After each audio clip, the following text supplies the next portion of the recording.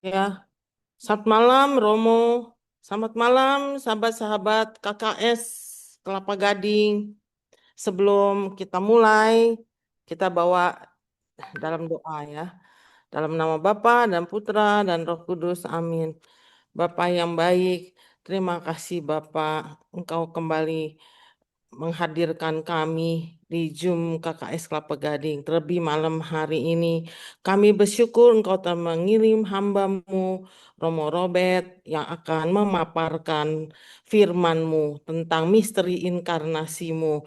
Terima kasih atas penyertaan-Mu selama ini di dalam Zoom KKS Kelapa Gading.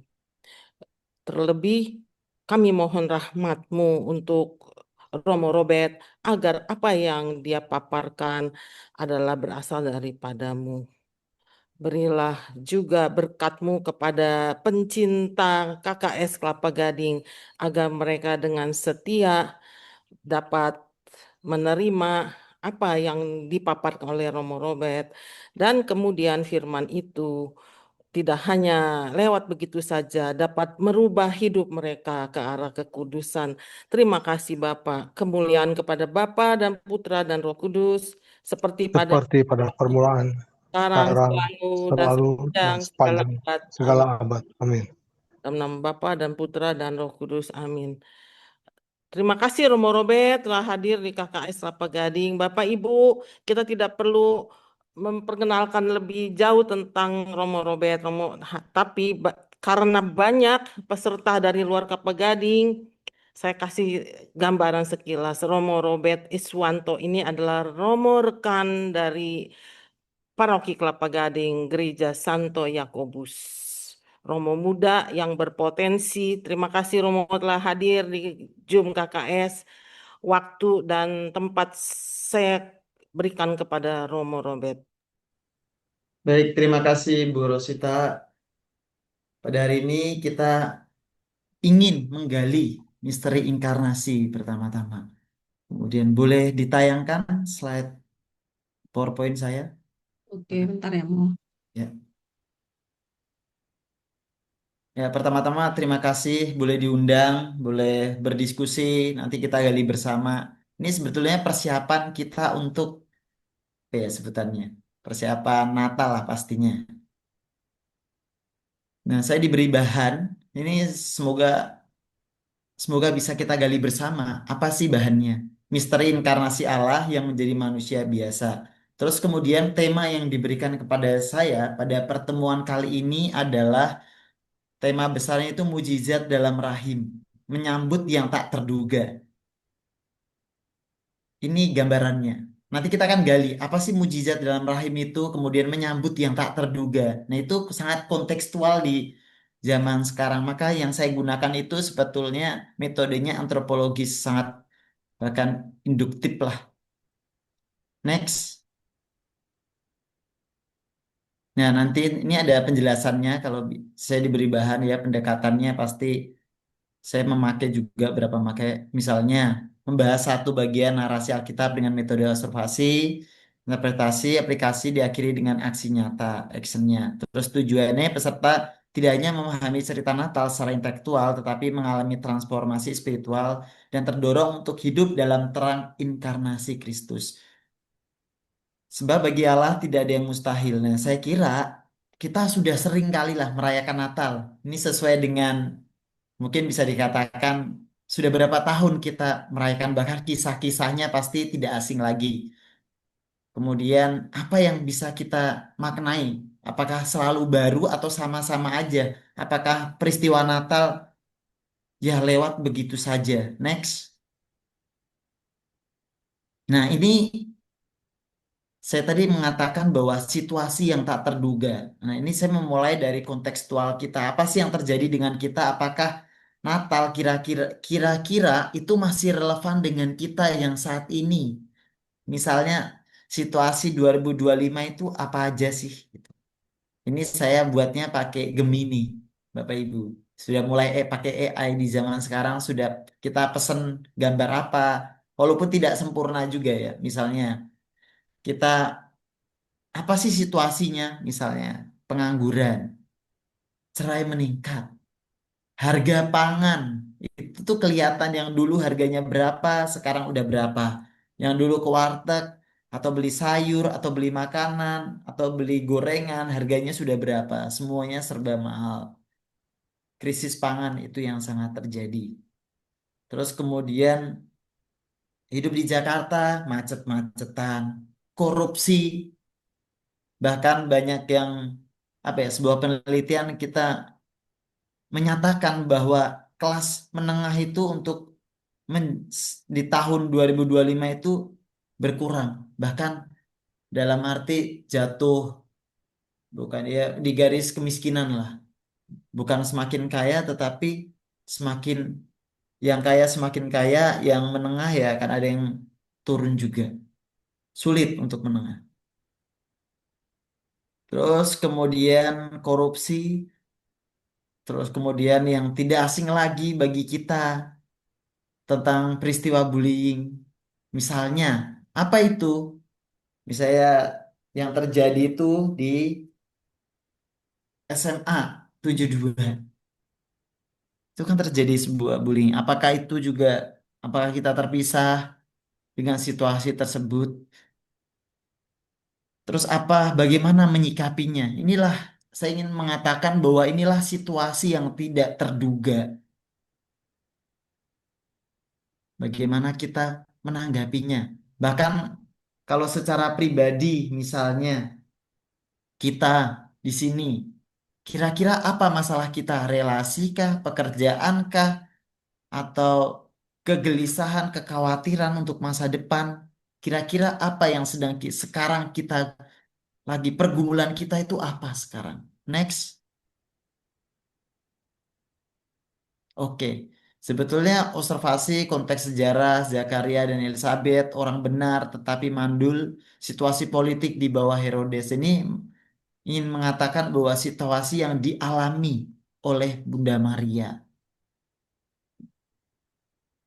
Kita melihat situasi dalam penjajahan, kemudian juga Bunda Maria masih muda, bagaimana responnya, dan sebagainya. Kita akan gali bersama-sama. Next.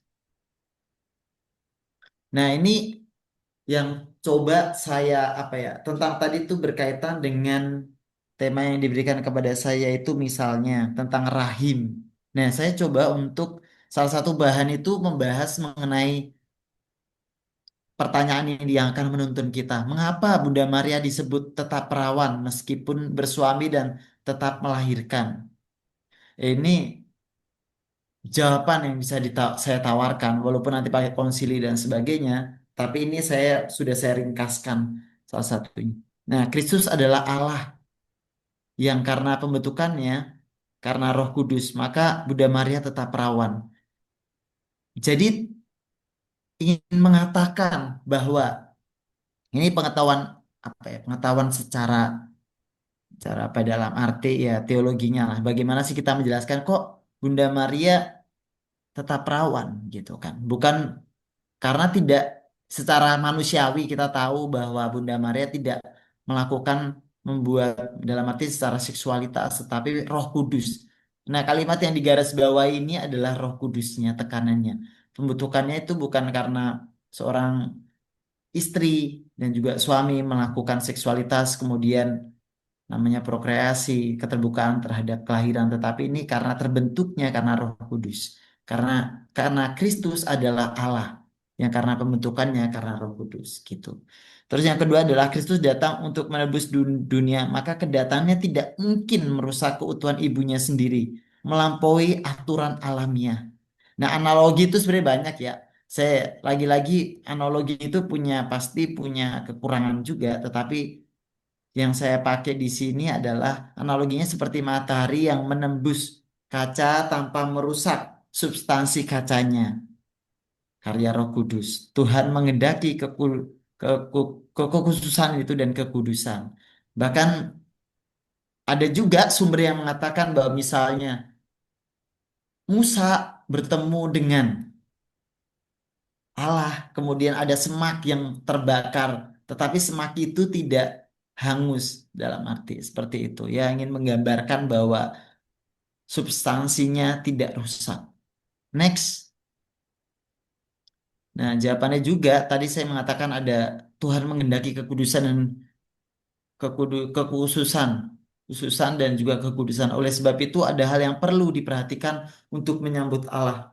Bahkan di Keluaran itu 19:15, pasti ini ayatnya juga agak berbeda saya melihatnya. Terus bangsa Israel dilarang berhubungan suami istri sebagai persiapan mereka melihat Allah akan menampakkan diri di Gunung Sinai. Ini namanya kalau di perjanjian lama itu perbandingan misalnya tahir, najis, orang yang harus kayak di bait Allah, seseorang yang pengen menyambut Allah, berjumpa dengan sesuatu yang kudus, manusia tidak kudus, maka harus menyucikan dirinya. Nah, itu ada hal yang perlu diperhatikan sehingga kesucian seseorang menyambut yang kudus, maka itu perlu dipersiapkan. Jika tidak kudus, maka akan bisa dalam arti hancur, dalam arti bahasa kita sekarang mati sebagainya. Next,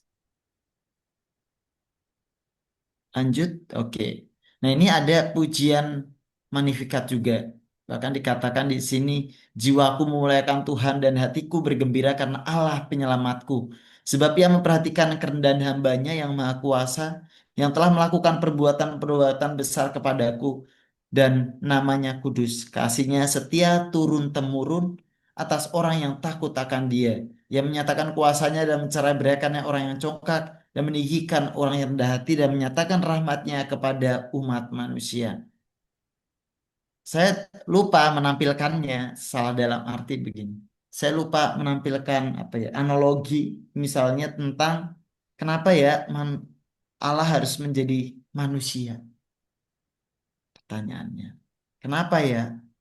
Itu yang akan kita gali terus-menerus. Apakah kita sudah, mungkin kita ada yang tahu, oh apa kalau ditanya satu-satu di sini, wah saya udah tahu Romo gitu kan. Kenapa ya Tuhan menjadi manusia? Apa?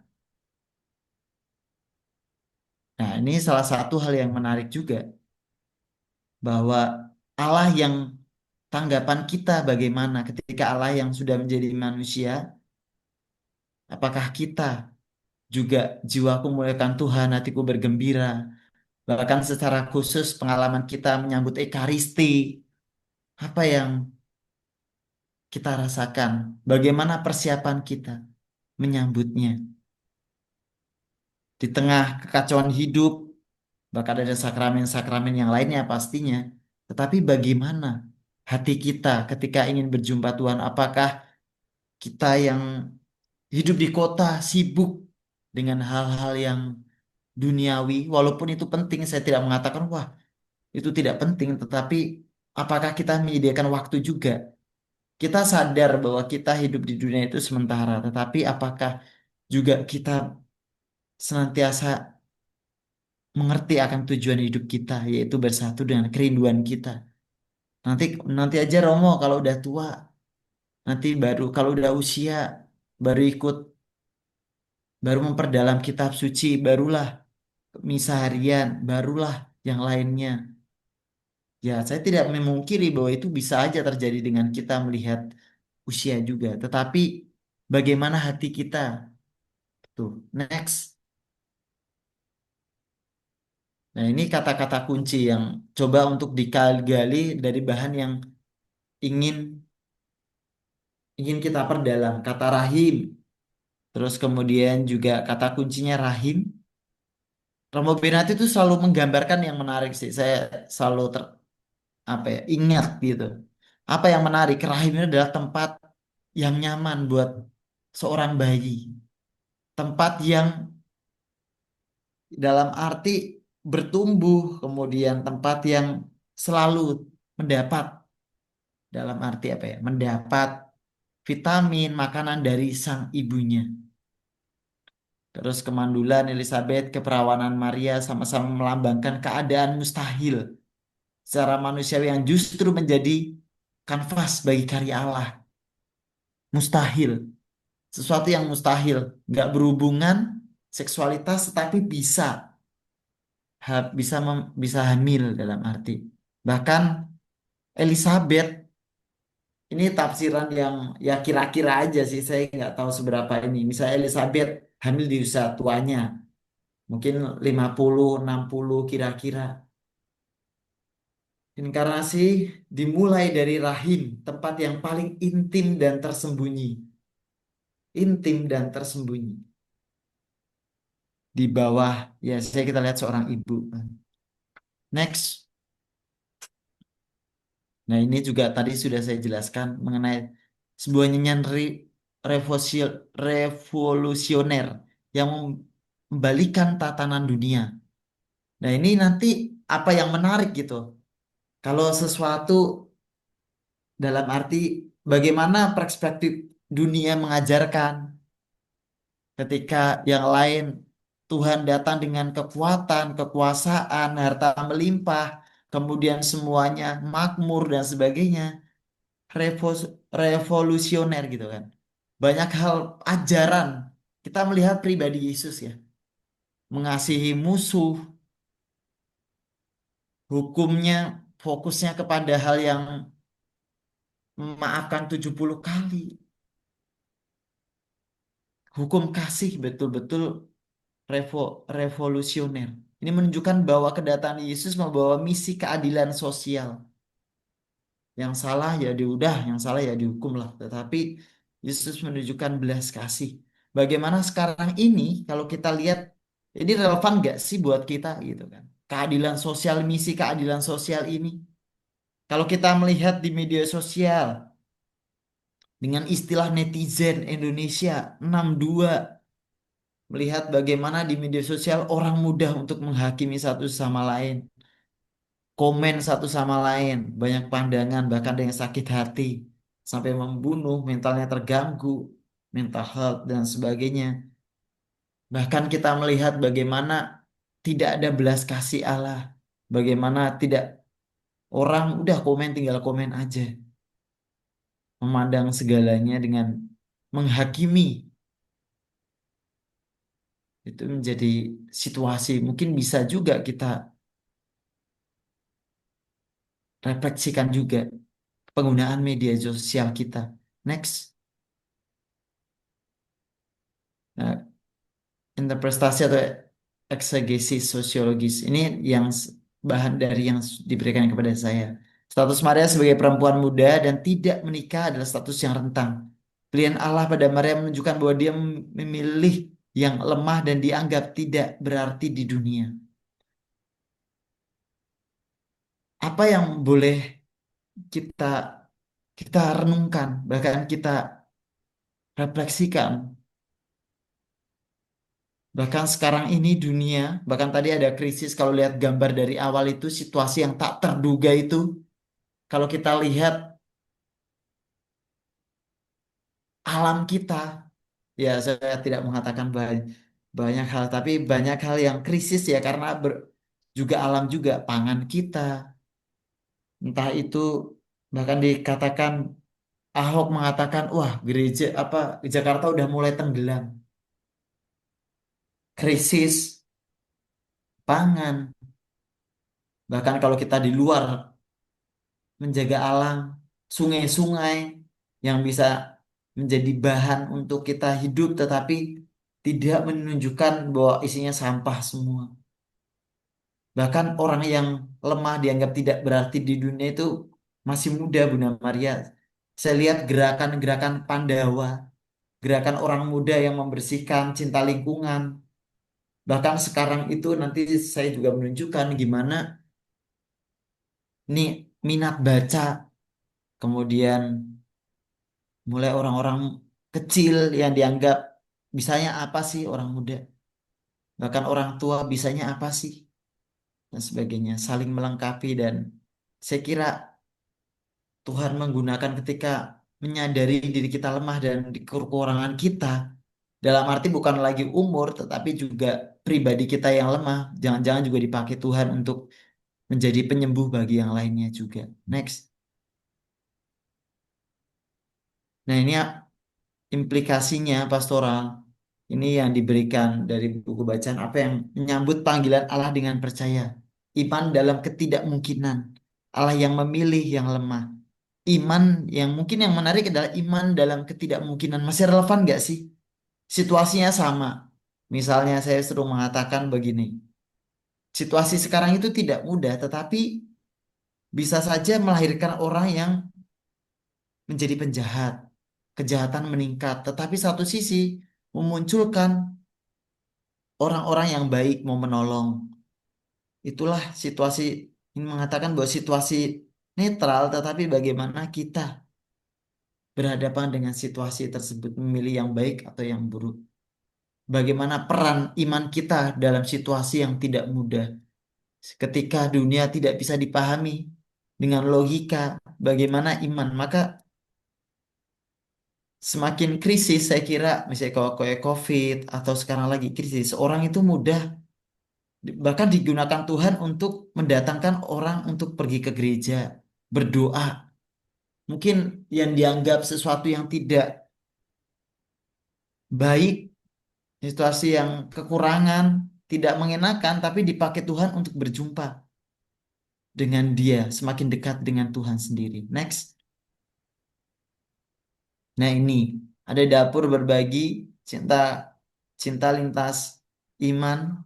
Kemudian sekarang fenomena yang terjadi saya kira adalah ini tuh saya ingin mengatakan bahwa mujizat rahim gitu kan. Mujizat rahim yang bahwa ada ingin kepedulian, misalnya juga ada orang muda yang membersihkan sampah, kepedulian terhadap lingkungan, entah itu orang tua, entah itu orang muda, kemudian juga mungkin ini ada juga biarawati yang sedang berdiri ini sih kalau kita lihat. Kemudian juga ada yang fenomena olahraga. Sekarang olahraga di mana-mana, kesadaran akan kesehatan. Bahkan ini ada yang berdoa juga di tengah situasi yang tidak mudah sekarang ini. Maka kadang-kadang ya udah adanya cuma bertahan, berdoa, tetap waras, tetap olahraga juga.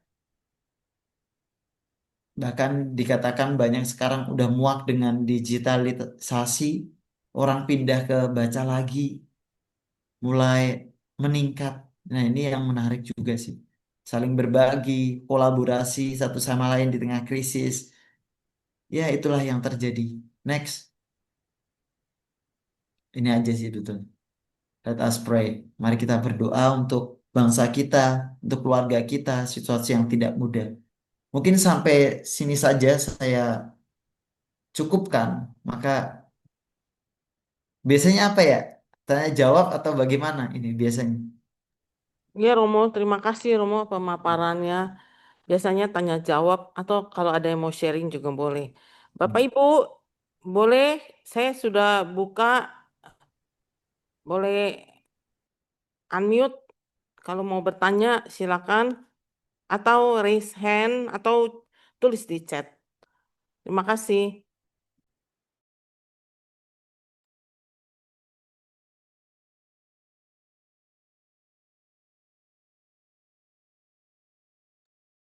Belum ada yang bertanya. Saya yang mau bertanya ya Romo. Romo, ini kalau kita lihat ya, imannya Zakaria sama imannya Bunda Maria kalau dibandingkan itu luar biasa ya. Beda banget gitu ya, walaupun sama-sama beriman. Itu Bunda Maria tuh luar biasa ya, masih muda tapi imannya sudah full. Ya nggak Romo? Zakaria kan imam, tapi dia meragukan ketika malaikat datang bahwa Elizabeth akan mengandung. Inspirasi apa tuh yang kita dapatkan itu Romo?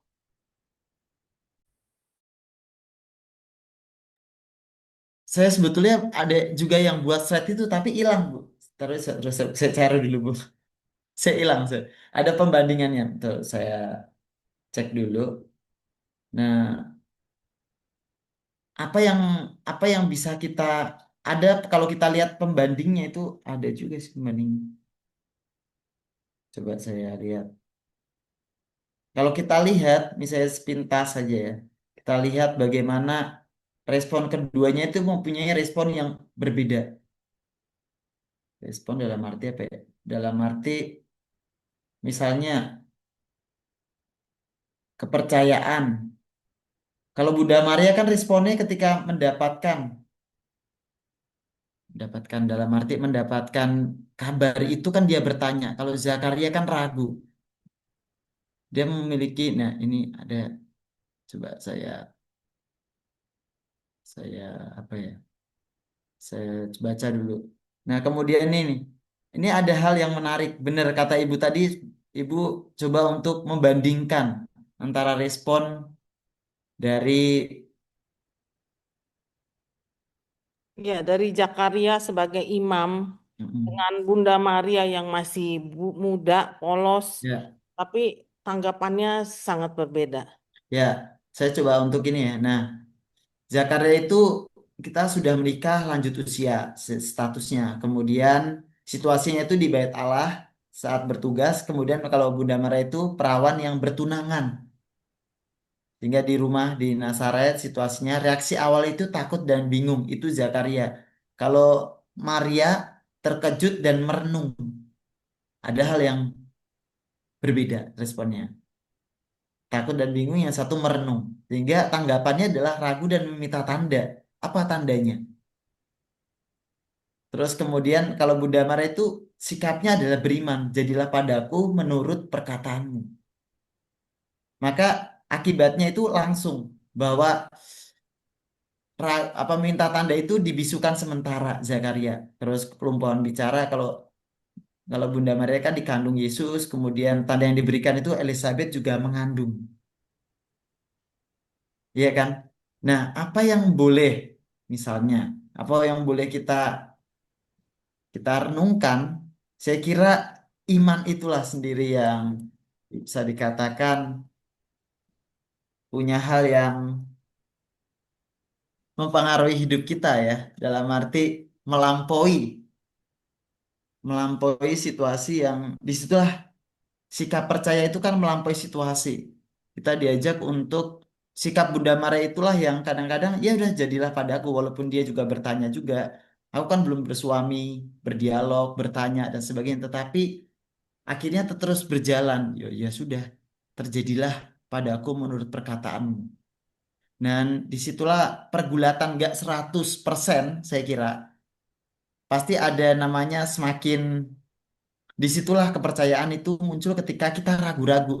Jadi ketika ada kita mau, tapi yakinlah ketika kita mau berjalan akan menuju tempat misal kita juga mungkin situasi yang tidak mudah dalam hidup, tetapi terus berjalan. Mungkin itu saja sih yang bisa saya berikan. Jujur sih, Romo, saya juga kalau mendapat keajaiban seperti itu, saya pasti kayak Zakaria juga sih sepertinya, ya kan? Hmm. Jarang yang seperti Bunda Maria. Jujur aja ya, di dunia jarang seperti Bunda Maria. Hmm. Ketika mendapat keajaiban seperti itu, pasti kita ragu-ragu. Iya nggak sih Romo? Romo sebagai seorang Romo nih, Hmm. seperti apa? Oh Saya iya Bu, menarik juga. Jadi kemarin itu kalau ngomong, saya itu masih muda. Saya kalau dibilang kalimat yang digunakan adalah vulnerable. Kita itu manusia rapuh gitu kan. Kita melayani, tapi sebetulnya kita itu nggak sempurna-sempurna amat. Setiap pribadi kita itu punya kerapuhan masing-masing. Ada yang kuat di sini, ada yang kuat di sisi lain, kurang di sisi lain. Maka kemarin itu pas ongoing formation dikatakan bahwa imam membutuhkan imam yang lain. Seorang imam membutuhkan imam yang lain. Ini mengatakan bahwa di tengah kerapuan kita itu ya susah menjelaskan tergantung pengalaman kita masing-masing. Misalnya dikatakan bahwa oh iya ini ada kerahiman Allah juga yang akan berkarya di dalam hidup kita. Kita ingin diajak Tuhan untuk naik level dan sebagainya. Nah, itu yang kadang-kadang dalam situasi yang real pasti tidak mudah juga sih Bu, dikatakan terus berjalan dan mencari, oh ini maksudnya Tuhan. Jangan cepat-cepat mengambil kesimpulan sih kalau saya sih. kalau kita nggak ambil kesimpulan seperti Bunda yang Hmm. langsung aku ini hamba Tuhan terjadi padaku menurut perkataanmu. Berarti kita seperti Zakaria kan, meragukan kan? Hmm. Kita Nah, responnya sih beda betul kata Ibu. Respon kita beda-beda tergantung situasi dan juga masalah yang dihadapi saya kira. Kemudian juga tapi tergantung respon kita mau jalan atau enggak gitu. Atau mau mau dalam arti apakah kita juga meminta tanda? Ya kadang-kadang doa terus saja, kadang-kadang doa kemudian juga terus berjalan, sambil berjalan. Ya responnya bisa bisa Zakaria, bisa Bunda Maria, Bu, bisa. ya banyak kan Ibu lebih condong mana, Bu? Kalau saya seperti Bunda Maria, berarti saya kan eh, ini hebat banget seperti Hmm. Maria ya. Langsung diangkat ke surga dong saya nanti. Saya seperti Zakaria sih, saya pasti bertanya dulu, apa iya sih? Apakah ini dari Tuhan apa bukan ya? Saya pasti bertanya seperti itu. Ya nggak? Ya, Rom? kadang-kadang butuh orang ketiga Bu untuk memberikan kita apa ya? Ya, kayak validasi, entah itu konfirmasi dan sebagainya. Itu menarik tuh tadi Romo ngomong mengatakan kita perlu Romo perlu rekan imam ya untuk saling menguatkan. Memang kita perlu komunitas nih Romo. Kita jalan sendiri juga bisa tersesat, ya kan? Makanya puji Tuhan di Zoom ini ya banyak orang juga yang hidupnya berubah gitu loh, Romo. Mendengarkan sharing-sharing gitu ya. Jadi memang kita perlu komunitas ya, Bapak Ibu ya. Jadi silakan setia lah di Zoom ini. Promosi dikit ya, Romo. Romo Robert ini teman sekelas saya loh, hebat tuh. Saya bangga nih, Romo punya teman sekelas sudah jadi Romo. Hebat nih si Romo Robert nih. Kita doain ya, biar lancar terus ya, Romo ya. Gitu. Pasti, amin, amin. Ini ada pertanyaan nih, Romo. Saya bacakan ya, bacakan dulu ya. Nah, ini tolong diperjelas aplikasi pastoral yang 3 buah itu, Romo. Bisa tolong Jacqueline bisa tolong share screen lagi tadi yang 3 aplikasi. Yang salah satunya yang Boleh, boleh sebentar tengah. ya, Bu. Yang tengah itu ketika apa ya seperti yang hal yang nggak mungkin, tapi kita beriman ya, seperti itu kan kalau nggak salah.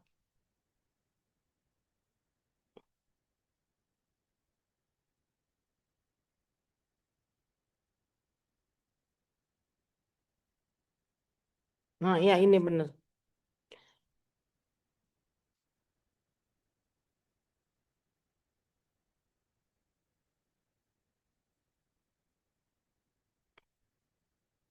Belum belum muncul Jacqueline.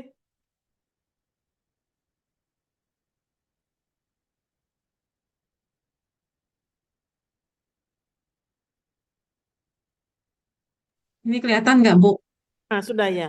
Tapi belum Oke, belum sih. belum besar, belum Ya, belum di slideshow. Tadi gelap di slideshow. ya, ya nggak apa-apa, udah nggak apa-apa kelihatan. Ya, Ya, Romo, ini ada 3 aplikasi menyambut panggilan Allah dengan percaya. Itu berarti kan perutusan ya, Romo. Nah, ini menarik sih. Salah satu hal yang bisa kita diskusikan. Aplikasinya apa ya, Romo? Nah, ini sangat ciri khas awam itu selalu melihat dari aplikasinya apa, Romo. Biar konkret kita biar nggak ngawang-ngawang, Romo. Nah, menyambut panggilan Allah dengan percaya. Eh, apa aplikasinya? Lihat aja dari apa sih pekerjaan ibu, panggilan ibu. Mulailah dari hal sekitar. Implikasi yang menyambut panggilan Allah dengan percaya. Percaya yang apa? Bahwa yang dilakukan itu baik dan benar. Bahwa yang dilakukannya adalah suatu panggilan yang luhur yang membawa kekudusan. Gimana ini dijelaskan Romo? Ya misalnya sederhana aja dalam kehidupan. Ibu, posisi ibu sebagai apa sekarang? Bekerja kah? Atau ibu rumah tangga kah? Atau misalnya buat seorang masih ini lansia Romo. Panggilan kita itu kalau ditanya ya dari tuh kelihatannya dari mana? Indikatornya dan tolak ukurnya dari mana? Dari tugas-tugas, Bu. Misalnya kemarin itu saya berjumpa, bahkan berjumpa pasti mendengar sharingnya Justinus Prastowo, staf Pemda pastinya. Dan juga dulu di bersama dengan Sri Mulyani juga sebagai pasti staf penasehatnya juga. Nah, apa yang menarik, disitulah panggilan Tuhan. Kadang-kadang saya itu semakin yakin bahwa peran awam di tengah dunia sekarang itu tuh menggaungkan nilai Kristen itu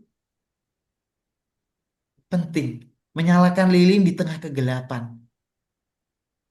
Bahkan menyalakan lilin di tengah situasi mungkin dari keluarga yang tidak mudah, tetapi berjuang untuk apa ya, dalam arti mewujudkan harapan itu. Harapan itu apa Romo maksudnya? Ngambang ngawang itu Romo. Ya harapan itu selalu gimana di dalam situasi yang tidak mudah kita mencari, bukan lagi mengeluh tetapi berfokus pada solusi. Ya ada banyak masalah tetapi gimana kita menyambutnya dengan percaya bahwa ini Tuhan sedang mendidik aku. Setiap pribadi kita punya fasenya. Setiap pribadi kita masing-masing punya, ya dikatakan punya masanya lah, punya pergangannya masing-masing, punya pergulatannya masing-masing, level juga masing-masing. Nah, itu mungkin yang bisa saya tegaskan. Terus iman dalam ketidakmungkinan. Indikatornya apa, Romo? Iman dalam ketidakmungkinan. Ya, saya tadi selalu mengatakan bahwa iman itu betul-betul diperlukan. Ya, kita lihatlah kalau kita susah menjalankan hidup ini, berat bebannya. Bahkan kalau dalam keluarga, misalnya yang sering kita dengar, mengampuni itu gak mudah, Romo. Bahkan misalnya mengasihi orang yang sudah tidak setia, gitu kan. Itu kan butuh iman. Tidak mungkin yang dunia itu mengajarkan misalnya ya kalau salah ya dihukum gitu kan. Lo harus kayak gini, tetapi mengampuni, tetap baik kepada orang yang menyakiti kita, walaupun sesuai porsinya, walaupun juga tidak mudah prosesnya, setiap pribadi punya ukurannya masing-masing. Bahkan dalam misalnya anak juga, tidak mungkin, wah ini karakter anaknya gak bisa diapa-apain Romo, Romo. Susah gitu kan. Tapi ya disitulah ketekunan, kesetiaan. Butuh iman melampaui buat tetap tekun, belajar, konsultasi sana sini, bahkan pakai indikator tolak ukur sana sini, semakin bertumbuh dan berkembang. Walaupun tidak jelas ini arah mau kemana, tetapi pelan-pelan terus berjalan dan pada akhirnya, oh ini maksud Tuhan. Allah yang memilih yang lemah. Ya kadang-kadang kita adalah pribadi-pribadi yang rapuh, wounded healer, penyembuh yang terluka. Apakah kita sempurna, nunggu sempurna supaya kita bisa berbuat baik, kayak dulu baru berbagi? Ya enggak. Kadang-kadang mulai dari kelemahan kita tetapi punya hati yang penuh belas kasih. Janda miskin, apa yang bisa kita lihat? Hati kita bagaimana? Apa yang sedang kita latih dalam hidup ini? Kita lemah gitu. Setiap pribadi kita punya, gak usah bohong lah, entah itu Romo, entah itu awam. Pribadi kita lemah. Kita mudah jatuh dosa. Tetapi disitulah Tuhan menggunakan pengalaman kelemahan kita untuk terus belajar, terus tumbuh dalam nilai-nilai kasihnya. Itu yang bisa saya berikan. Terus apa lagi pertanyaannya? Bu, itu banyak deh. Ini yang ketiga, Romo, Allah memilih yang lemah. Yang itu tadi Bu, yang lemah ya saya mengatakan bahwa ya kita setiap pribadi pasti lemah, tetapi digunakan Allah. Misalnya pelayanan ini, emang saya sempurna jadi Romo ya enggak gitu. Tetapi digunakan Allah dengan kerapuannya, dibimbing terus supaya tetap menjadi berkat lambat tahun. Bahkan yang ibu yang dalam pelayanan gereja kalau dibilang banyak kecelakaan-kecelakaan yang kita tuh nggak jago-jago amat, tetapi pelan-pelan belajar, pelan-pelan melayani, pelan-pelan coba untuk mengevaluasi juga dan sebagainya. Itu sih. Yang kedua menarik nih ya, Romo ya, iman dalam ketidakmumkinan. Tapi biasanya memang iman bertumbuh ketika kita tidak dalam situasi yang tidak baik-baik saja ya, Romo Ya, ya. betul. Kalau kita baik-baik saja kan kita nggak perlu iman, memang hidupnya udah nyaman kan, Betul, Bro. Saya ya kan? yakin itu sih. Heeh. Hmm. Berarti iman itu diperlukan ketika kita tidak baik-baik saja. Dan disitulah Tuhan berkarya sehingga iman kita bertumbuh. Iya nggak, Romo? Hmm. Iya. Terus ini ada pertanyaan lagi nih, Romo. Terima kasih, Romo. Ini ada pertanyaan lagi.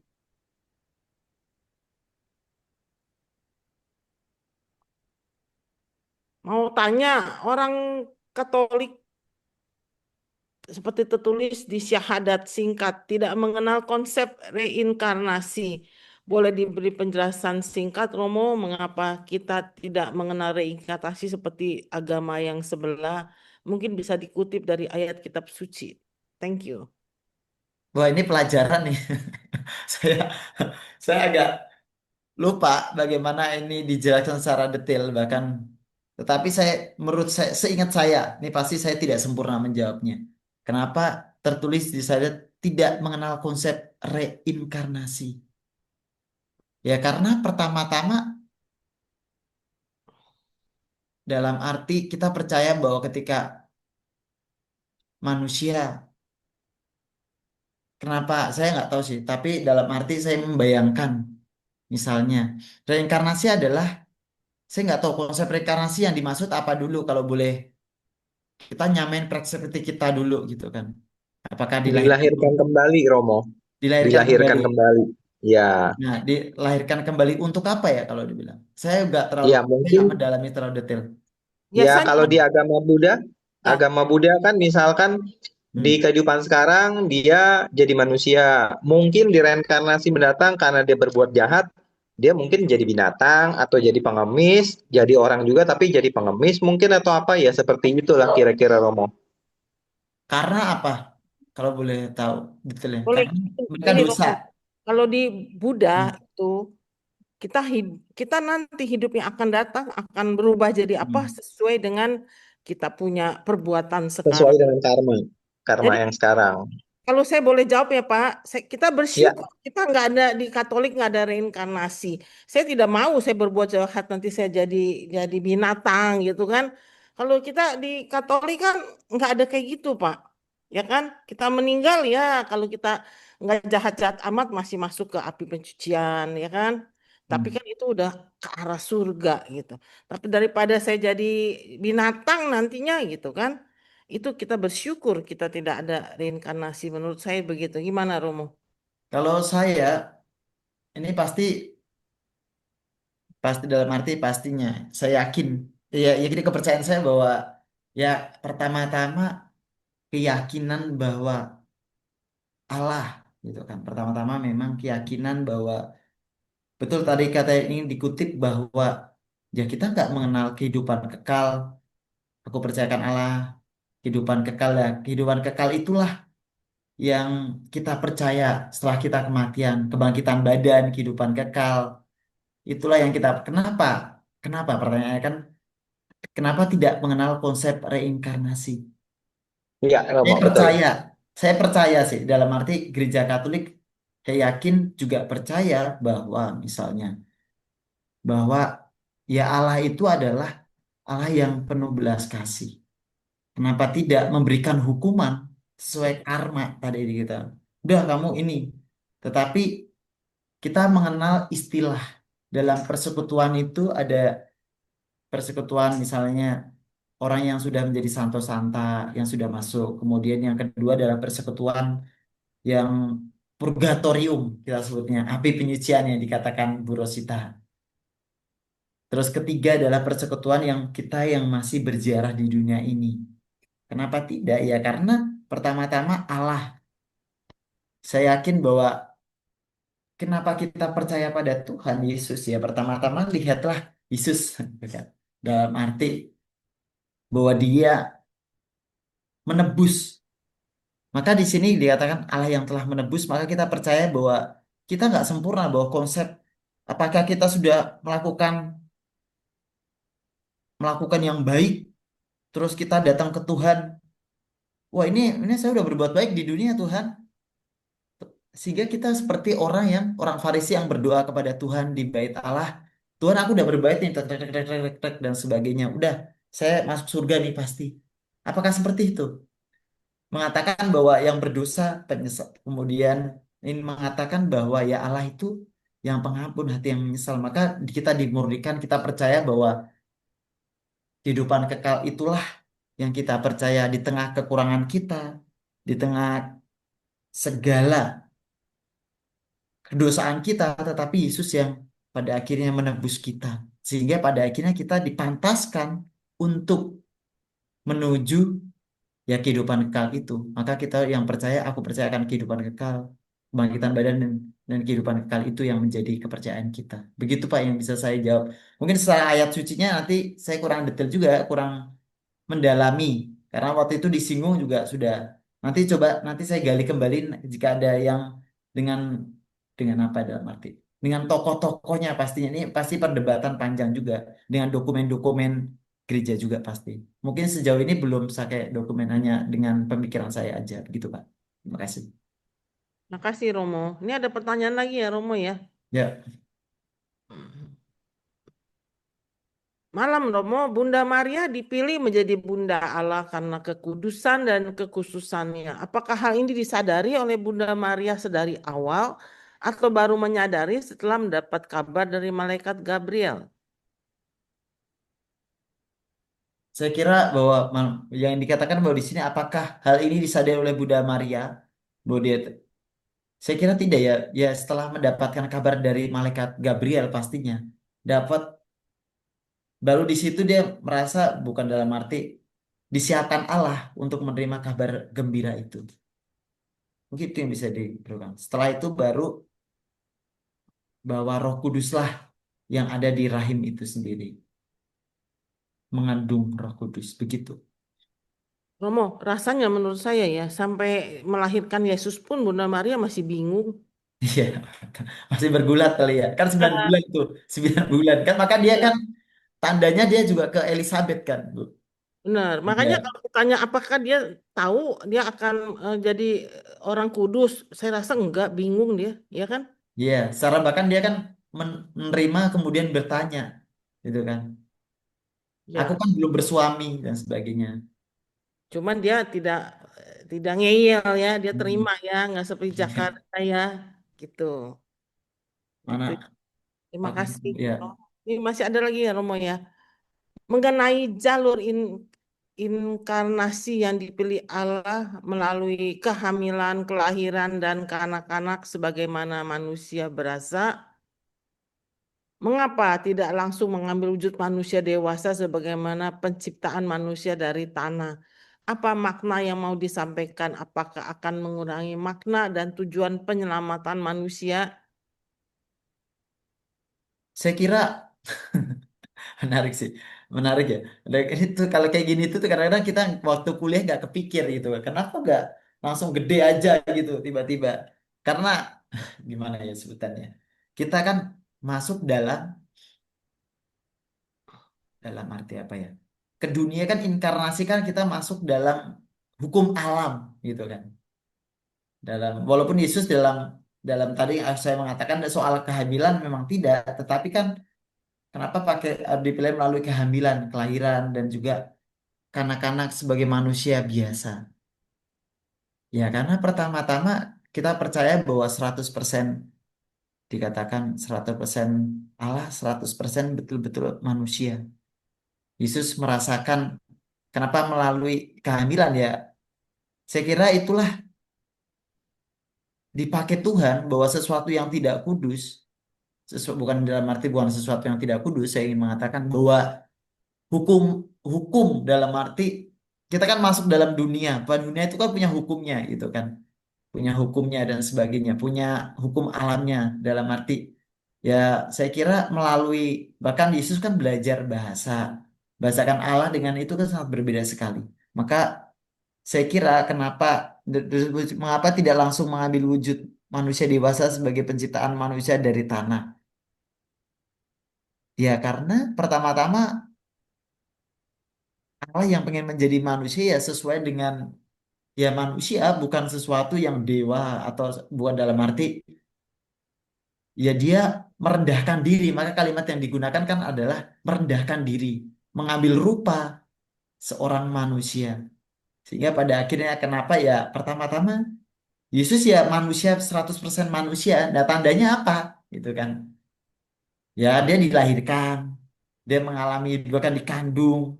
Itu kan menunjukkan bahwa dia manusia, bukan tiba-tiba yang Allah yang tiba-tiba yang jauh di sana nanti tinggal balik lagi ke surga, terus balik lagi ke wujud wujud apa ya, dewanya atau wujud manusia terus balik lagi. Saya kira tidak. Dia betul-betul seperti kita, 100% manusia. Apakah makna yang disampaikan dia? Ya makna yang disampaikan adalah karena bentuk kasih yang terbesar adalah pengorbanan Yesus itu. Bahwa dia mengorbankan diri. Sehingga Yesus, ketika kita berdoa lah, simpelnya lah.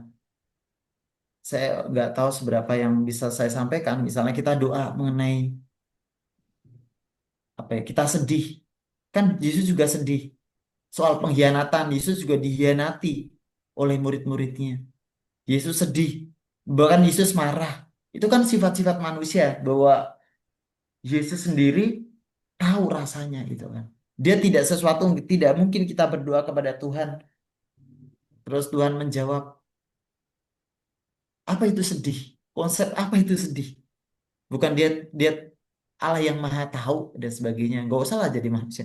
Tapi kan Yesus sendiri betul-betul dalam arti dia merasakan menjadi manusia. Apakah akan mengurangi makna dan tujuan penyelamatan? Ya tidak, saya kira. Ini ada juga penjelasan tadi juga. Makasih ini Ansel Suryadi sudah membantu menjawab.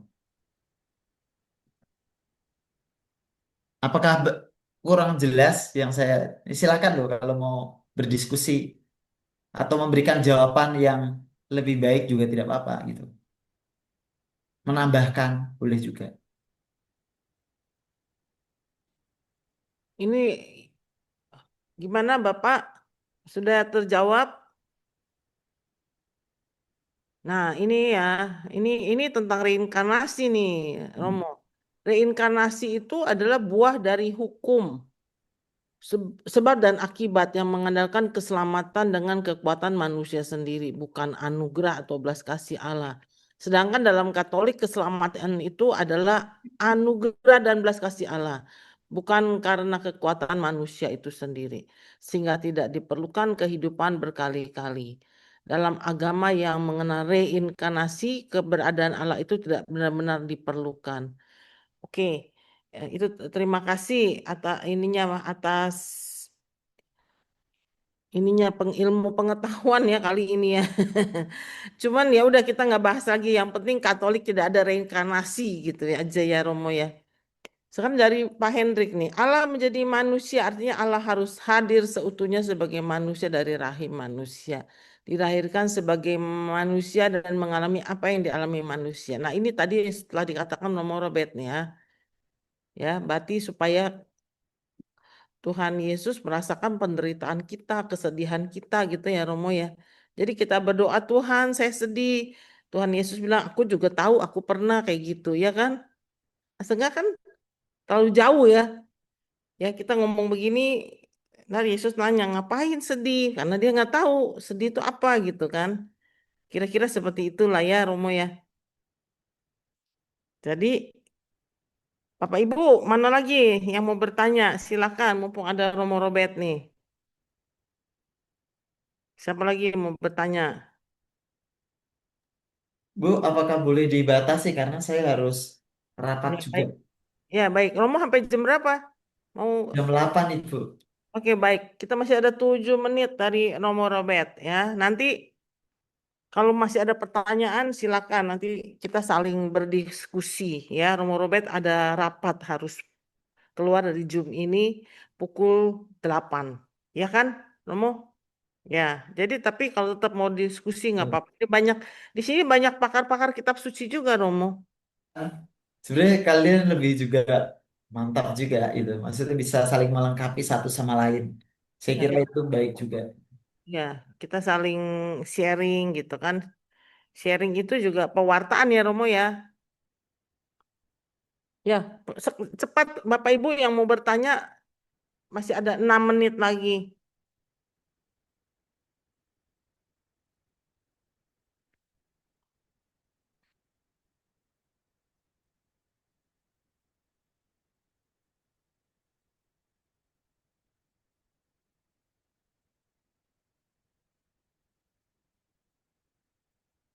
Saya lagi deh yang tanya deh Romo 6 menit. Ya Romo ya. Romo, kalau inkarnasi itu ya kan seperti Yesus lahir di rahim Bunda Maria.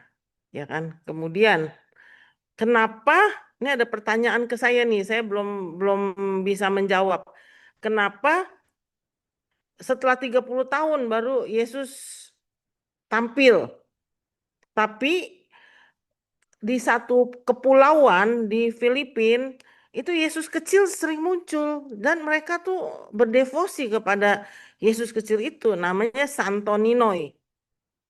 Gimana tuh Romo? Jadi selama lahirnya Yesus sampai 12 tahun kita masih tahu ya di kitab suci ada ya Yesus dibawa ke Bait Allah ya kan. Setelah itu kan menghilang tuh. Setelah Yesus hilang terus Maria dan Yosef kembali mencari Yesus. Terus Yesus bilang aku harus berada di rumah Bapakku ya kan. Setelah itu nggak ada kabar lagi tuh. Sampai muncul 30 tahun. Gimana menurut Romo nih? Baik Bu, terima kasih pertanyaannya. Sebenarnya itu banyak, sudah banyak yang jawab sih sebetulnya. Tapi menurut saya, lagi-lagi, kenapa tidak ditulis ya? Karena memang momen-momen terpenting dalam itu kan juga dalam arti yang menulis juga manusia, kemudian juga pasti memilih momen-momen terpenting dalam kehidupan Yesus. Itu satu.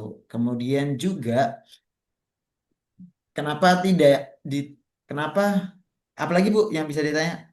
Kenapa Iya. juga Ada pertanyaan ke saya bahwa dari 12 tahun sampai 30 tahun tuh Yesus ngapain? dan dari baru lahir selama 12 tahun juga kan nggak ada kabar sampai tahu-tahu dibawa ke Bait Allah kan ya kan tapi orang Filipina berdevosi kepada Yesus kecil itu Saya nggak tahu devosinya itu isinya apa aja, saya kurang tahu, Bu. Apakah boleh ya dijabarkan? saya juga nggak pernah ke sana ya, tapi Hmm.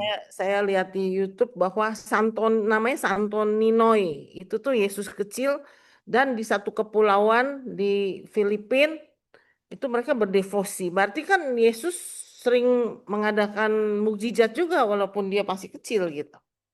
Menurut mereka seperti itu dan benar-benar miracle terjadi karena Yesus kecil itu gitu loh.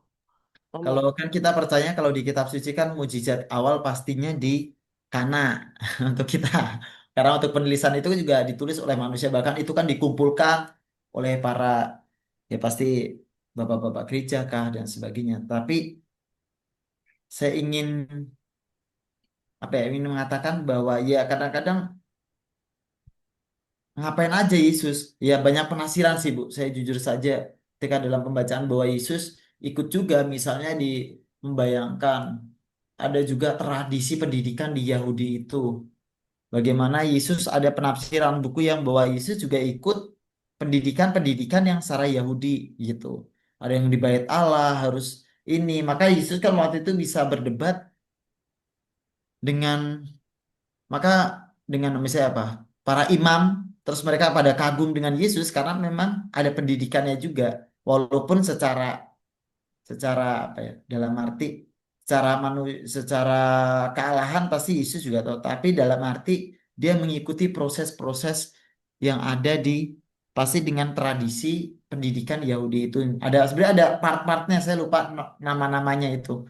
Ada 12 tahun apa dia untuk jadi anak kecil nanti harus ikut asrama kah, harus baca kitab suci nanti dan sebagainya. Itu ada tafsiran yang mengatakan seperti itu. Tetapi kita membayangkan memang ada sebuah keterbatasan juga, tetapi kita percaya bahwa misalnya yang pertama kita percaya bahwa misalnya Yesus dididik oleh Maria, bagaimana dia mengenal dalam kok bisa kayak gitu, Romo.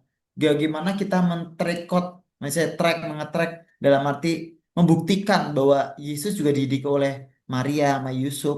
Misalnya kita melihat gandum, bagaimana perumpamaan-perumpamaan garam, perumpamaan-perumpamaan mengenai biji, biji sawi dan sebagainya itu kan pengetahuan itu kan pasti Yesus mengetahui itu karena pertama-tama kita membayangkan saja sih ini.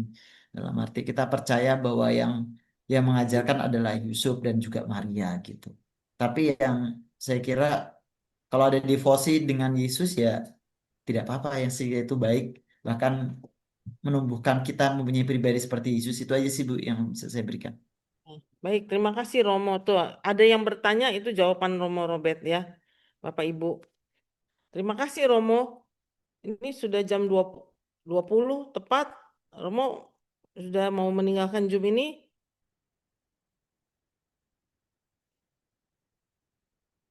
Masih di mute Romo Bu, ya. Ya, mungkin saya menjawab yang bagian ini sebentar saja nih. Malam Romo mau tanya kenapa Santo Yosef sebagai suami Maria di Alkitab kisahnya jarang diceritakan saat Yesus disalib hanya didampingi Bunda Maria. Ini ada tafsiran juga mengatakan bahwa Santo Yusuf sudah meninggal gitu. Sehingga jarak umurnya itu kenapa tidak ada ya karena tafsirannya Yusuf sudah meninggal di usia itu begitu. Ini singkatnya aja sih. ya. Baik Romo, terima kasih atas pemaparannya Romo. Romo udah mau meninggalkan Zoom? Iya Bu, terima kasih semuanya. Ya, Terima terima kasih Bu kasih. Rosita, Terima boleh kasih Romo. Ya, berdiskusi. ya. Pasti banyak kekurangan, tetapi juga mohon bimbingannya. Pasti saya juga belajar di sini. Ketika saya menyiapkan bahan ini juga saya baca-baca kembali gitu kan. Bahkan dari reinkarnasi itu juga pasti besok saya akan baca kembali. Bahkan dengan sumber-sumbernya pastinya, dengan data yang lebih lengkap pastinya. Terima kasih atas kebersamaannya. Tuhan memberkati Ya. Bapak Ibu semuanya. Romo berkati kita lah sebelum pulang.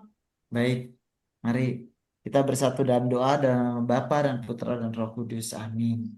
Allah Bapa yang Maha Baik, pertama-tama kami berterima kasih karena perjumpaan pada malam Kali hari kita dua ini. kali. Boleh berdiskusi, boleh juga mendalami misteri inkarnasimu melalui Bunda Maria, melalui karyamu di dunia ini.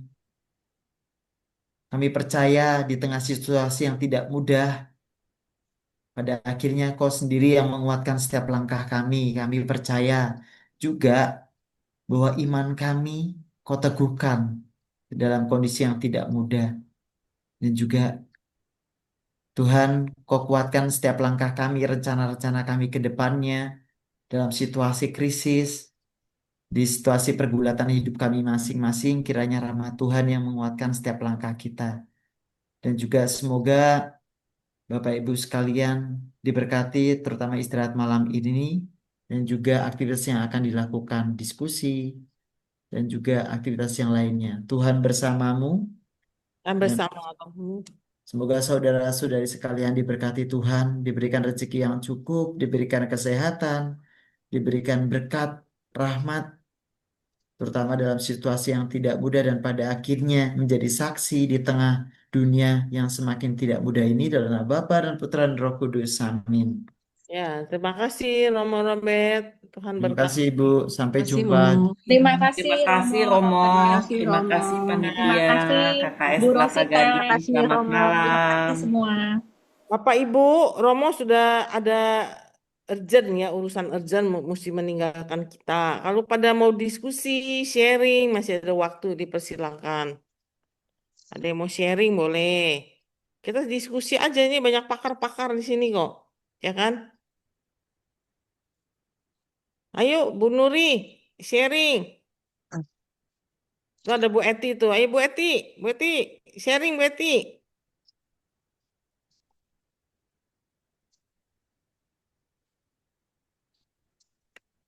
Kita ada fasilitas seperti ini, kita saling sharing, saling mengisi. Karena Romo memang ada panggilan urgent malam ini ya, Bapak Ibu ya.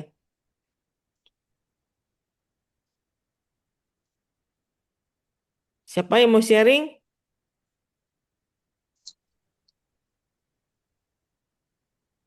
Kita sharing tentang Bunda Maria. Bunda Maria itu memang tadi kan ada yang bertanya tuh, Jacqueline ya yang bertanya ya, apakah Ya dia Bu. tahu dia eh, akan jadi orang kudus? Pasti tidak. Tapi di zaman itu kan nggak ada apa ya informasi. Jadi dia hanya menjalankan hukum Taurat seperti tadi Romo katakan kan. Yesus dari umur 0 sampai 12 tahun itu belajar. Tahu sendiri kan hukum Taurat tuh ribet banget. Ribet banget, banyak banget, ini nggak boleh, itu nggak boleh. Kita bersyukur dengan lahirnya Yesus, kita tidak perlu menjalankan hukum Taurat, tapi digenapi oleh Yesus. Kalau kita harus menjalankan hukum Taurat, waduh, itu kalau di Yerusalem lift aja nggak boleh bareng, laki-laki, perempuan-perempuan, semua ya kalau ada hari Sabat tidak boleh keluar rumah, makannya juga dibatasi, itu ribet banget. Pasti Yesus juga belajar seperti itu. Makanya Yesus ketika dibawa ke bait Allah dia mengajar membuat orang takjub. Berarti dia belajar. Jadi di sini kita mesti appreciate Bunda Maria loh. Bunda Maria mendidik Yesus benar-benar seperti seorang ibu. Dalam arti Yesusnya sebagai manusia ya kan 100% manusia 100% Allah. Yesus sebagai manusia dia belajar, dia seperti anak-anak dan cucu kita yang belajarnya juga setengah mati ya. Ya, belajar les ini, les itu sama. Yesus juga mengalami seperti itu. Ya, sebagai manusianya dia mengalami seperti itu. Sampai umur 12 tahun dibawa ke bait Allah, terus dia menghilang. Nah, dia ketika menghilang itu ya dia udah mulai karena dia memang lahir sebagai manusia dan sebagai Allah pasti dia juga ada berhubungan langsung dengan bapaknya jadi kan dia mengatakan kepada ibunya mengapa engkau mencari aku ibu aku harus bersama bapakku Bunda Maria kan bingung bingung kan sebagai manusia papanya kan Yosef tapi dia sebagai Allah, waktu itu dia ngomong sebagai Allah. Pasti Bunda Maria bingung. Kadang nih anak sebagai anaknya dia yang dia lahirkan. Nah itu sebagai manusia. Yesus sebagai manusia. Tapi kadang-kadang ada kata-katanya Yesus sebagai Allah. Pasti bingung Bunda Maria. Ya kan?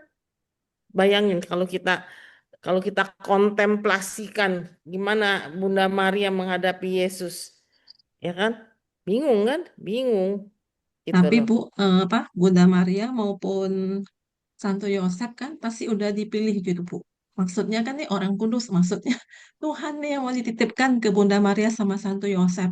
Pasti kan Tuhan juga istilahnya nyiapin lah, nggak milih Ah, sembarang orang gitu loh Bu. dia Pasti kan orang disiapin ini, iya, Setahu saya dia siapin Bunda Maria disiapin memang dia tidak bernoda ya berarti atasannya juga disiapin Ana dan papanya Joakim. ya yang Yoakim. Tapi kalau kita lihat dari kitab suci Bunda Maria itu diberitahu dia akan mengandung oleh malaikat Gabriel. Terus Yusuf pun nggak ngerti mau menceraikan tapi dia dikasih mimpi. Ya kan, berarti dia nggak jelas juga apa maunya Yesus, apa maunya Allah gitu dalam dalam hidup ini gitu. Dia nggak ngerti dulu kan nggak punya apa ya, seperti kita aja sekarang ada kitab suci banyak buku ini, buku itu kita aja bingung. Sering bingung nggak? Bingung, saya juga sering bingung, ya kan? Apalagi zaman dulu dia belajar hukum Taurat, tiba-tiba Bunda Maria umur berapa ya? 17 atau 18 tahun gitu ya. Didatangi malaikat Gabriel kok akan mengandung. Dia kan bingung, bagaimana mungkin? Saya kan belum bersuami, dia bilang gitu. Ya, Roh Kudus yang akan itu kan yang akan bertindak gitu ya intinya seperti itu Hmm. ya Yang penting bersedia dulu ya Bu. benar Setelah kita itu Tuhan akan melengkapi. benar itu seperti kita sekarang balik lagi ke tugas-tugas kita ya saya sering mengatakan ya kepada teman-teman yang menolak jadi kaling menolak jadi korwil menolak jadi termasuk menolak tugas di KKS nggak usah takut kalau Tuhan memilih kita kita yes dia lengkapi yang pasti dengan Roh Kudus. Dengan Roh Kudus kita punya hikmat untuk melakukan ini, melakukan itu, untuk menjalankan tugas itu, ya kan? Itu udah pasti. Pasti itu saya alami sekali di KKS ini. Ketika saya terpilih jadi ketua KKS menggantikan Bu Eti, COVID. Bingung kan? Bingung. Mau ngapain nih COVID? COVIDnya bingung. Cuman yang saya pikir nih, saya dipilih bukan buat tidur nyenyak. Memang kita dipilih Tuhan bukan buat tidur nyenyak, buat menjadi pelayan, hamba. Jadi saya pikir bukannya saya suruh diam-diam, tapi saya akan melakukan sesuatu. Saya tuh dulu gaptek Bapak Ibu, nggak tahu gimana menjadi membuka komputer gitu ya. Dulu kan waktu kita sekolah komputer kan yang gede-gede gitu kan, eh, yang table punya gitu. Saya gaptek. Iya, Tapi akhirannya saya cuma punya satu. Saya percaya Tuhan pilih kita itu punya rencana. Dia tahu kita mampu melakukannya. Saya belajar Bapak Ibu, saya belajar nih sampai saya bisa jadi host hari ini, bisa bikin PPT, bisa bikin macam-macam.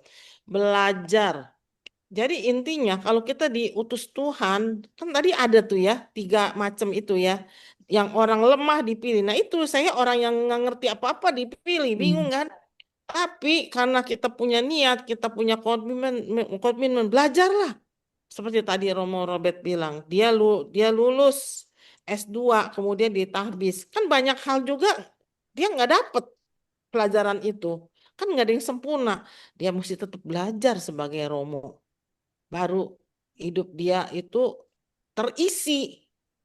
Bapak Ibu, kita terdiri dari badan kita, jiwa, tubuh, jiwa, dan roh. Itu tiga hal itu mesti dihidupi. Kalau kita mau hidup kita tuh berarti. Tubuh, kita dandan, kita ke salon kadang ya kan, kita pakai baju yang ini ya, yang sewajarnya gitu ya. Itu tubuh buat apa? Buat self confident ya kan, daripada kita dekil-dekil orang lihatnya sebel gitu kan. Self confident. Tubuh, jiwa dan roh. Kita mesti belajar, kita mesti berdoa. Itu intinya seperti itu ya. Kalau enggak, kita habislah sama dunia ini. Dunia itu menjanjikan memang kenikmatan dunia, tapi kita habis kalau kita tidak menghidupi diri kita. Ya kan? Benar hmm. itu. Jadi intinya itu doa itu perlu banget, doa ya. Dan belajar pun perlu. Kan tadi Romo Robert bilang dia akan baca lagi. Dengan dia diajak masuk ke Zoom ini, dia mau nggak mau dia mesti buka tentang inkarnasi yang dia sudah sibuk dengan tugas dia sebagai Romo. Mungkin dia juga nggak ada waktu buat belajar. Tapi dengan masuk ke sini dia belajar mau nggak mau, ya kan? Seperti kita masuk ke sini ya, Bapak Ibu ya. Jangan pikir ini nggak ada efeknya. Oh, cuman eh, pengajaran dimanapun banyak di seluruh KAJ bahkan bahkan seluruh dunia kalau mau buka Zoom aja banyak banget yang mengajarkan. YouTube, Tapi Bu. komit kalau kita komit, waduh ya KKS Kelapa Gading ini sedikit promosi nih ya, bukan promosi juga memang kenyataan. Kita berusaha cari pembicara yang luar biasa ya untuk Bapak Ibu. Kenapa? Belajar. Dan pelan-pelan kalau kita nggak mengerti, paling enggak jiwa kita itu mendapatkan sesuatu dan kita bisa hidup lebih benar ke arah kekudusan. Kita kan hidup cenderung error, termasuk saya, error. Manusia tuh error. Kita nggak bantu dengan doa, nggak menghidupi tubuh, jiwa dan roh kita, error kita. Benar, Bapak Ibu. Ya kan, Jacqueline? Ya, ini buat balancing, Bu, biar harmoni lagi. Benar, itu benar sekali. Dan ada fasilitas. Kita berusaha dari KKS memberi pengajaran yang terbaik, pembicara yang terbaik. Itu kalau nggak dimanfaatkan itu sayang sekali, sayang sekali. Ya, maaf di sini tidak benar-benar yang kita undang pembicara yang benar-benar biasa mengajar gitu. Kalau yang lucu-lucu kita nggak undang ke sini karena ya bukan tempatnya gitu loh Bapak Ibu. Ada yang usulin ke saya, minta si A, minta si B, katanya lucu. Ya kalau lucu nonton aja Sule, jangan nonton di KKS Kelapa Gading. Ya kan? Ya kan Bapak Ibu? Itu loh, kita berusaha kasih yang terbaik buat kita semua di sini. Termasuk saya. Saya juga belajar dengan begini saya belajar Bapak Ibu, ya kan? Romo Robert aja bilang dia belajar. Itu hebatnya. Hebatnya Tuhan. Kita dikasih kesempatan untuk belajar sampai selesai hidup kita, ya kan? Bapak Ibu, makanya ya saya himbau ya kalau di sini tuh jangan tutup kamera. Sekarang saya buka loh, boleh ngomong loh, boleh ngomong, Itu Sis sharing. Elka mau ngomong. Ayo, Elka, mau ngomong silakan.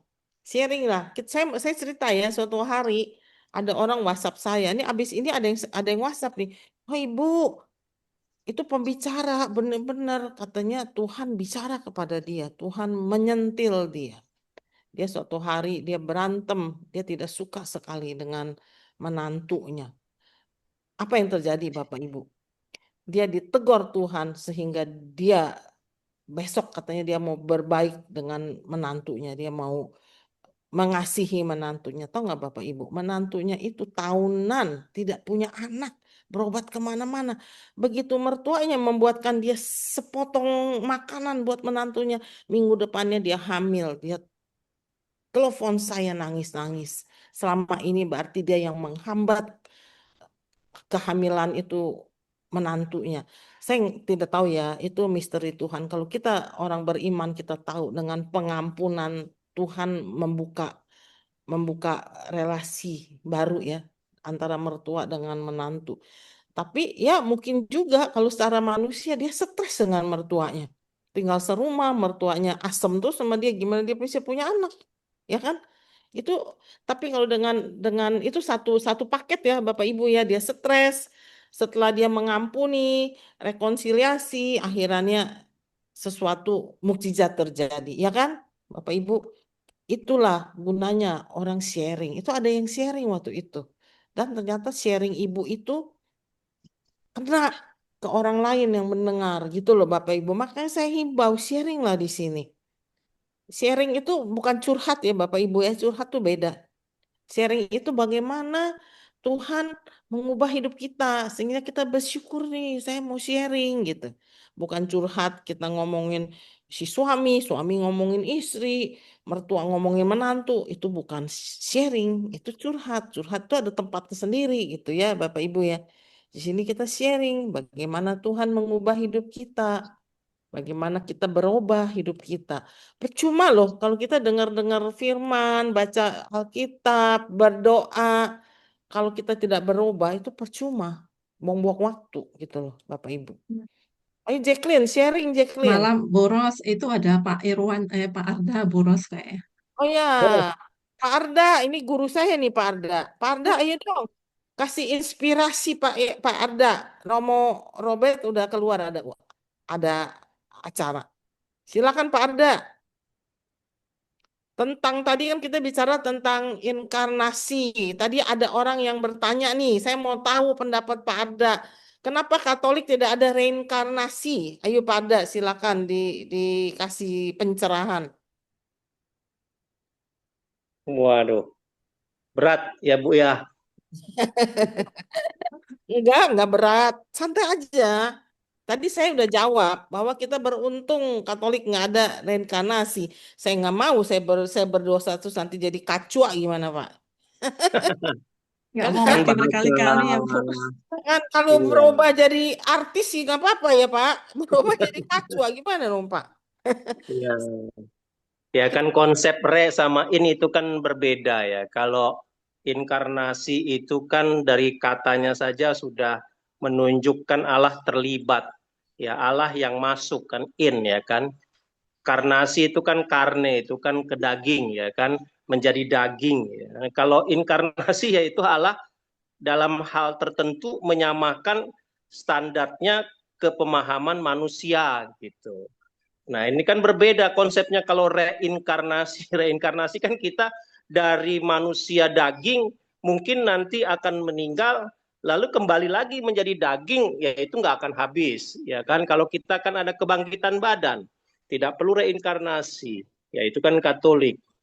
Tapi kalau membahas bahasa misteri inkarnasi yang di dalam kitab suci, konteks yang hari ini sebenarnya eh, kita melihat model Bunda Maria ya kan ketika membaca kitab suci kan ada sesuatu yang menarik ya. Tadi kan sempat dibahas sedikit, saya maaf saya agak terlambat ya.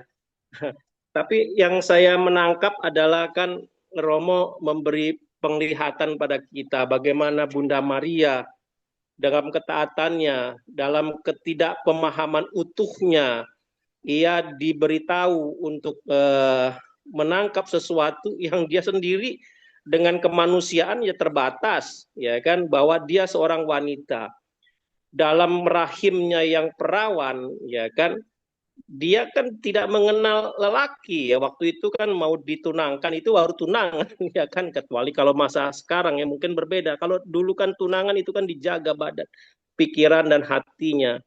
Makanya ketika misteri inkarnasi itu Allah bisa memanfaatkan yang secara biologis tidak ada unsur kemanusiaan lain yang terlibat, Allah masuk di dalam Bunda Maria. Dalam kerahimannya, ya itulah dalam rahim. Rahim itu kan sesuatu yang dalam, ya kan? Ya.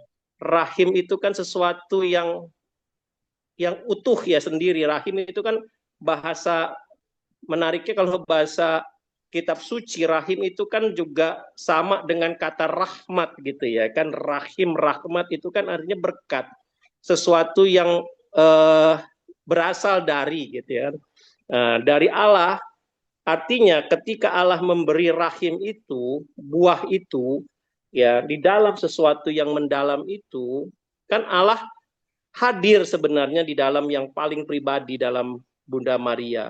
Artinya Bunda Maria tidak perlu unsur tambahan lagi di dalamnya, yaitu kalau kita wanita dan laki-laki bersetubuh itu kan yang menghasilkan produksi, yaitu anak atau laki-laki, perempuan. Tapi dalam konsep inkarnasi di sini, Allah bisa masuk ke dalam rahim Bunda Maria tanpa keterlibatan ya yang pihak lain. Dalam konteks ini kan wanita. Nah, kalau kita membahas ya konteksnya inkarnasi ini kan menarik. Kalau dalam Injil Lukas kan ada dua bagian yang kita boleh bahas ya, Bu Rosita. Mungkin teman-teman bisa buka di Lukas ya. Nah, ketika Bunda Maria sebelum dibahaskan mengenai inkarnasi itu kan bicara mengenai Zakaria dulu ya kan. Nah, Zakaria itu menariknya yang diberi anunciasi atau berita gembira kan sebenarnya bukannya Elizabeth ya kan. Berbeda dengan Bunda Maria. Bunda Maria kan yang diberi langsung gitu ya kan, pihak perempuan yang dalam konteks ini Bunda Maria. Tapi dalam Zakaria yang diberi berita gembira sebenarnya Zakaria. Nah, kenapa? Nah, karena itu ada unsur yang menarik juga di dalam kitab suci, terutama dalam kisah Lukas, ketika Zakaria diceritakan menerima kabar, gitu kan, gembira bahwa Elizabeth istrinya yang sudah umur lah ya kalau dalam bahasa biologisnya sudah apa ya? Sudah telat ya Bu ya, sudah kedaluarsa lah kasarnya ya. Kalau sudah Nah, justru di sini menunjukkan hal yang berbeda ketika malaikat Gabriel memberikan anunciasinya kepada Bunda Maria.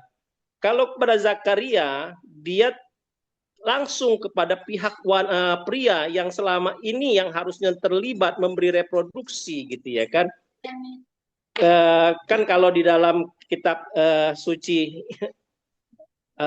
kitab Kejadian kan diberitahukan pada Adam dan Hawa ya, kamu beranak dan bercuculah gitu ya kan, pada hari ke-6 itu ya kan, berkembang biaklah istilahnya, beranak cuculah gitu ya kan. Nah, di sini unsur laki-laki yang diberi perintah itu kan nama Gabriel yaitu Zakaria itu untuk menunjukkan ketidakmampuan pihak laki-laki di sini ya kan. Zakaria dalam usianya tidak mampu memberi sesuatu yang membuahkan ya kan keturunan bagi Elizabeth bahkan di hari tuanya.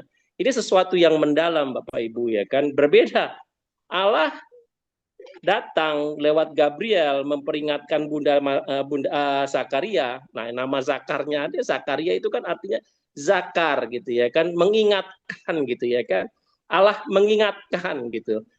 Mengingatkan bahwa rahim manusia itu memang pada awal biologisnya membutuhkan pertemuan antara laki-laki dan perempuan untuk bisa bereproduksi. Tetapi, nah Allah mengingatkan kepada Zakaria, you manusia, apalagi kedudukannya sebagai imam yang harus memahami kekudusan Allah, berita mengenai Allah, apa yang harus dituruti, apalagi dia dikatakan orang benar. Tetapi Allah itu butuh keterlibatan langsung untuk memberikan kehidupan yang baru. Nah, itulah yang Allah ingatkan. Dikatakan sekalipun mandul, ya kan, Elizabeth mandul pada usianya yang uzur, satu mandul, kedua usia, ketiga suaminya, kan sebenarnya kalau mandul itu pertanyaannya antara suami atau istri, ya kan. Nah, suaminya pun dalam usia tua tidak bisa memberikan, ya kan, kemungkinan itu. Nah, disinilah letaknya Allah mengingatkan, rahim yang ternyata tidak mungkin itu, yang mustahil tampaknya dari kondisi manusia, diingatkan oleh Allah, ketika Allah mau, semuanya bisa terjadi.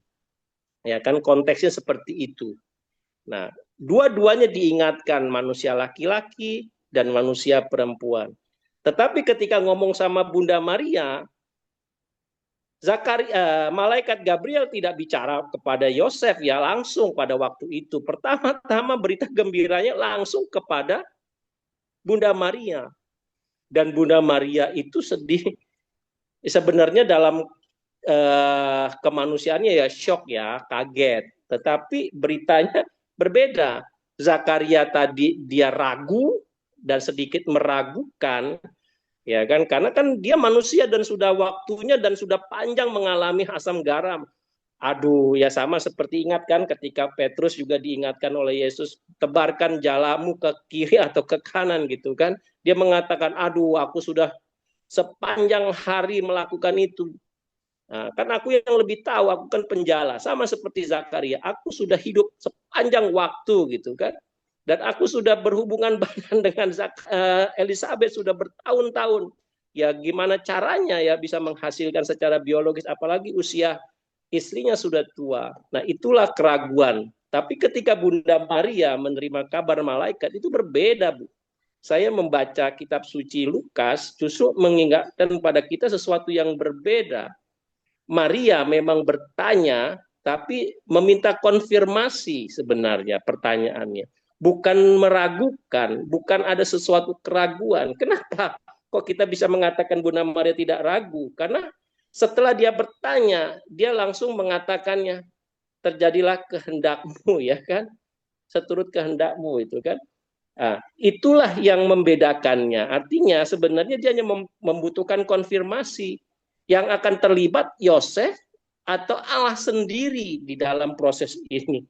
Nah, Gabriel mengatakan Roh Kudus yang akan memberikan rahim kamu adalah kehidupan itu sendiri. Artinya Allah lah yang menguduskan rahimnya dan melibatkan kekudusan di dalam rahim itu sehingga Allah hadir di dalam rahimnya, terlibat di dalam kemanusiaan Bunda Maria itu sendiri.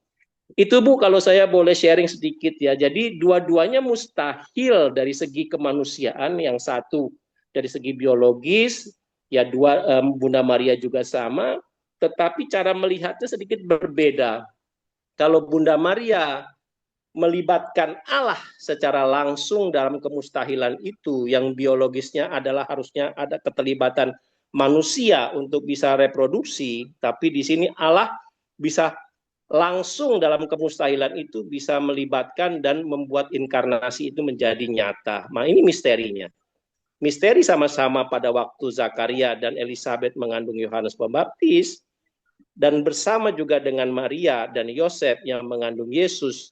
Nah dua-duanya misteri inkarnasi, tetapi inkarnasi yang paling nyata adalah ketika tidak ada terlibatnya unsur manusia dan menjadikannya Allah masuk di dalam hidup manusia, yang terjadi pada Bunda Maria yang langsung diwartakan oleh Allah kepada Bunda Maria lewat malaikat.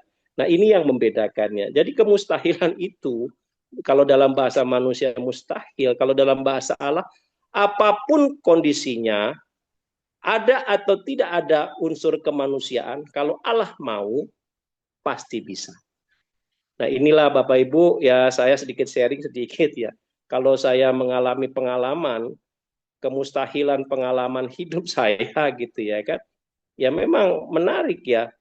kadang-kadang kita harus menjalani ini atau menjalani itu gitu ya kan. Bagaimana saya bukan dari keluarga berada, ya kan, bisa menjalani bertahun-tahun kemudian menjadi orang yang lain gitu ya kan, dengan kemampuan yang lain ya, yang bisa melakukan sesuatu yang berbeda. Kalau saya flashback ke belakang, ya milestone-nya bisa kelihatan, ternyata Allah menyiapkan satu persatu jalur kita, jalan kita. Itu Bapak Ibu, kalau saya boleh sharing sedikit. Jadi kalau saya boleh menambahkan apa yang dari Romo Robert mengenai misteri inkarnasi hari ini. Terima kasih Bu Rosita. Ya, terima kasih ya Pak ya. Ini Pak Adan nih luar biasa nih, pakar kitab suci. Kalau mau bertanya silakan. Mumpung ada pakar kitab suci. Ayo Bapak Ibu, masih ada waktu. Nggak usah tanya ke saya, tanya ke teman-teman semua ini. Iya, ayo silakan mau bertanya, mau sharing juga boleh tentang inkarnasi. Parda, ini kan dibahas tentang rahim. Gimana coba ceritain tentang rahim? Maksudnya apa tuh rahim? Makanya kenapa rahim itu dipakai jadi kerahiman ya Pak ya? Ada hubungan nggak tuh Pak? Ya, gini. Sebenarnya kan kalau orang zaman sekarang kalau dibilang orang bijak itu kan otaknya ya kan, kadang-kadang orang mengasosiasikannya. Tapi kalau orang Yahudi atau juga kalau kebijaksanaan zaman eh, keyahudian lah istilahnya ya, zaman di Timur Tengah, melihatnya justru perut ya kan, perut itu rahim gitu ya kan, perut gitu ya kan. Kenapa? Itu unsur yang membuat sesuatu menjadi hidup. Ada sesuatu yang dalam sesuatu yang kecil ya kan. Kalau rahim kan orang taunya itu kan sesuatu seperti balon ya, di dalam gelap, kecil ya, tapi bisa menghidupkan dalam beberapa waktu, dari janin ya kan, dari sperma ketemu dengan indung telur sehingga membuahkan manusia yang baru gitu ya kan, sampai hidup yang 9 bulanan itu menjadi besar. Itu kan sesuatu yang tersembunyi gitu. Nah, ini menunjukkan kerahiman Allah di dalam sesuatu yang tersembunyi itu. Itu mengibaratkan hidup manusia secara keseluruhan ya. Jadi gambar hidup manusia dalam kehidupan kita lah, di dunia ini atau di dunia yang lain. Tetapi maksud saya menggambarkan rahim itu adalah aspek kekudusan kehidupan manusia dalam sesuatu yang tidak jelas tapi bertumbuh, berkembang dan menjadi. Nah, kalau hidup spiritualitas kita itu bagaikan seperti rahim ya kan. Di dalam rahim kita bertumbuh, kita tidak tahu kapan berkembang, kita kapan menjadinya, tetapi pada waktunya ketika menjadi, kita menjadi siap. Makanya kalau kita bikin tanda salib, yang benar itu kan dari atas kepala ya kan, dahi, lalu bukannya ke dada sebenarnya, tapi ke pusar gitu ya kan, yaitu ke arah perut di mana rahim itu ada gitu ya. Pusat kan itu yang memberi janin itu kan pusat makanan gitu ya. Baru ke kiri dan ke kanan seperti itu ya. Nah, itu gambaran rahim, gambaran yang paling utuh. Maka bahasa rahim, rahmat itu satu kata sebenarnya kalau dalam bahasa Ibrani. Jadi ada rahim, jadi ada unsur belas kasihan, ada kasih, cinta kasih. Maka kalau kita dilahirkan ya Bapak Ibu, sebenarnya secara psikologis kalau orang melahirkan dengan penuh kasih dan cinta dari seorang ibu yang merawat selama 9 bulan 10 hari, itu si anak merasakan denyutnya, getaran hatinya, kesamaan jiwanya, persis seperti itu, sama. Tidak mungkin anak yang di dalam itu merasakan yang berbeda, kecuali kalau orang tuanya sejak awal merasakan yang berbeda, tidak niat. Nah, yang dijanin pun merasakan yang sama pertumbuhan itu, Bapak Ibu. Nah, makanya kalau kita bicara mengenai rahim, itu dalam tradisi keyahudian justru mau mengisyaratkan sesuatu yang paling dalam. Ya, misteri kehidupan manusia dalam ketersembunyian kita berkembang dan bertumbuh sampai menjadi manusiawi gitu ya. Kalau sudah menjadi manusiawi, bahasa kemudian kan menjadi segambar dengan Allah, artinya menjadi ilahi. Ya kapan? Ya kita tidak tahu ya, kapan kita menjadi ilahi. Ya ketika kita mati nanti kita masuk lagi ke dalam liang kubur, ketika masuk ke dalam kegelapan itu sendiri, yang bertemu lagi dengan Allah. Seperti itu Bapak Ibu. Ya, luar biasa. Terima kasih, Pak Arda. Ayo, masih ada yang mau bertanya?